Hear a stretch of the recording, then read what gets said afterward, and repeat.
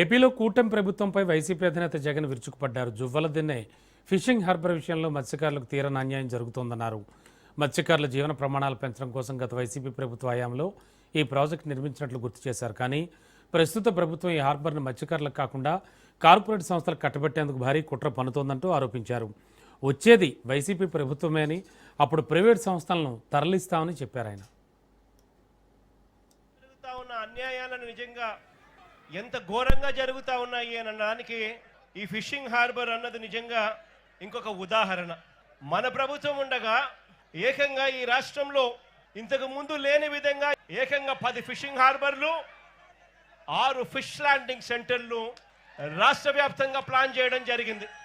దాదాపుగా 16,000 కోట్ల రూపాయలతో 4 పోర్ట్లు, దాదాపుగా 3,800 కోట్ల రూపాయలతో 10 ఫిషింగ్ హార్బర్లు, 150 కోట్ల రూపాయలతో 6 ఫిష్ ల్యాండింగ్ సెంటర్లు, దాదాపుగా 20,000 కోట్ల రూపాయల పెట్టుబడులతో వీటికి అన్నింటికీ కూడా శ్రీకారం చుట్టాము. గతంలో మొత్తంగా 26,000 కోట్ల రూపాయలతో పోర్ట్లకు సంబంధించిన ఎక్స్పాన్షన్ కూడా ప్లానింగ్లోకి భాగమైంది. మా ప్రభుత్వంలోనే ఈ 1,250 మెకనైజ్డ్ మోటరైజ్డ్ బోట్ల కోసం ఒక్కొక్క బోటుకు 12 మందిని నుంచి 15 మందిని ఒక్కొక్క బోటుకు ఫిషర్మెన్ అందరినీ కూడా గ్రూప్ చేయండి. ఒక్కొక్క బోటుకు ఆ 12 మంది ఫిషర్మెన్లు ఓనర్లు అవుతారు. వాళ్ళు కేవలం 10% కట్టుకుంటే చాలు. 40% రాష్ట్ర ప్రభుత్వం గ్రాంట్ గా ఇస్తుంది, 50% లోన్గా సమకూరుస్తుంది.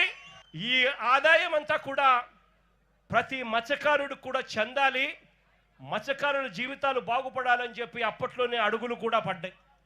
నేను అడుగుతా ఉన్న చంద్రబాబు నాయుడు గారు, ఇదే వైఎస్ఆర్సీపీ ప్రభుత్వం కన్నా వచ్చి ఉండింటే ఈ 1,250 బోట్లు కూడా ఈ జువ్వలదిన్నెలో ఈ మత్స్యకారులందరికీ కూడా ఈ పాటికి అందుండేటివి. సాగర్ డిఫెన్స్ అంటే ఒక ప్రైవేట్ డిఫెన్స్ కంపెనీకి చంద్రబాబు నాయుడు గారు ఇక్కడ భూములు కేటాయిస్తారు. అంటే దాని అర్థం ఇక మత్స్యకారులకు ఇక్కడ నుంచి కూడా తరిమేసే కార్యక్రమం చేస్తా ఉన్నాడు చంద్రబాబు నాయుడు గారు. ధర్మమేనా, న్యాయమేనా అని అడుగుతా ఉన్నా ఇదే మనిషి చంద్రబాబు నాయుడు గారిని. మత్స్యకారుల కోసం ఫిషింగ్ హార్బర్లు జగన్ నిర్మిస్తే నువ్వు చేస్తా ఉన్నది ఏందయ్యా, దీన్ని కూడా దోచుకునే కార్యక్రమం చేస్తా ఉన్నావు ప్రైవేట్ వాళ్ళకి ఇచ్చి. చంద్రబాబు నాయుడు గారిని గట్టిగా వార్నింగ్ కూడా ఇస్తా ఉన్నా. కళ్ళు మూసి తెరిచేసరికే మరో 3 ఏళ్ళు అయిపోతుంది. వచ్చేది వైఎస్ఆర్సీపీ ప్రభుత్వమే. ఈ ప్రైవేట్ డిఫెన్స్ కంపెనీని ఇక్కడ నుంచి షిఫ్ట్ చేస్తారని చెప్పి కూడా చెప్తా ఉన్నాం.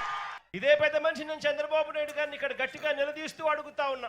పోర్టులకు సంబంధించి కీలకమైన భూసేకరణలన్నీ కూడా పూర్తి చేసి అన్ని రకాల అనుమతులను తీసుకొచ్చి ఈ పోర్టులన్నింటినీ కూడా ఎటువంటి ఇబ్బంది లేకోకుండా బ్యాంకు రుణాలను సైతం వీటికి టైఅప్ చేసి ఫైనాన్షియల్ క్లోజర్ కూడా కంప్లీట్ చేసి మారిటైమ్ బోర్డు క్రియేట్ చేసి అన్ని రకాలుగా ఈ ప్రాజెక్టులను ముందుకు తీసుకొని పోయే కార్యక్రమం చేసి ఏకంగా రామయ్యపట్నం పోర్టులో దాదాపుగా 95% ప్రాజెక్టు కూడా పూర్తి చేసిన పరిస్థితిలోకి మన ప్రభుత్వ హయాంలో జరిగింది.